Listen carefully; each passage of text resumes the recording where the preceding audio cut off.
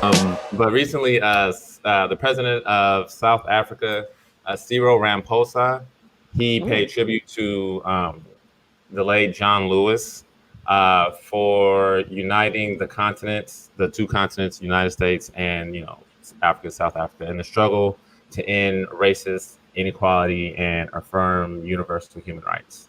So the other day he paid he paid honor to the congressman, which I think is awesome for just another us being recognized over there for the work we do over here.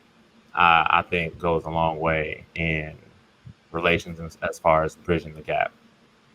He also said Congressman John Lewis was a global icon in the fight for human rights and equality. He was a civil rights leader who dedicated his life to the attainment of equality for all people and to the ending of the legacy of colonialism, slavery, and the crime against humanity that was apartheid. So, our struggle is the same around the world. And like Martin Luther King said, justice to one person somewhere is justice to everybody everywhere. And I feel that way about Black people and us being disrespected when, so it's important for us to recognize our accomplishments across Africa, across the diaspora. And those things will help us understand each other and bridge the gap that we have between each other. So rest in peace to John Lewis, and thank you for all you've done, sir.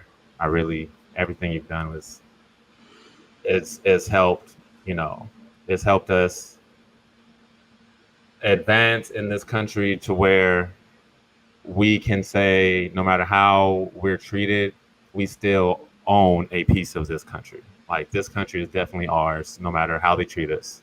It's definitely our country, just like it's their country. And John Lewis is a staple in that fight.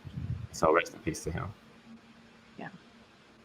We did lose an icon, I think. Yeah. Then it was two on the same day? It was two on the same day, yeah. Rest in peace to C.T. Vivian as well. Mm-hmm.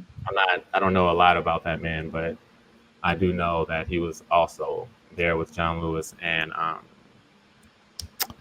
I get these two people confused all the time. He died before John Lewis. What was his name? You're talking about the congressman? Yes. Yeah. Oh, Elijah Cummings.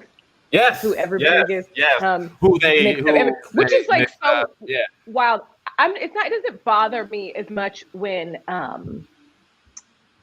just random people get them mixed up. But like, if you worked with these men, you have to be able to tell them apart. If you worked with them, but like so many people that I've worked with have not been able to tell me apart from somebody whose skin was the same tone as mine. Because also, like, we were rarely in the same place, so I think it was like shocking for everybody, especially in my business. There's rarely two of us, and then, but then, yeah, it is. That has been gross.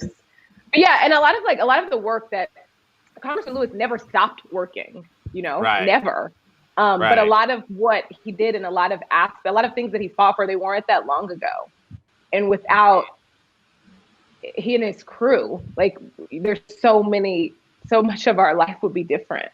Yeah, slavery didn't end that long ago. It was, 150 something years. And then there was Jim Crow after that, which we're still not 100 years over. Like, there's still people alive who remember Jim Crow very well.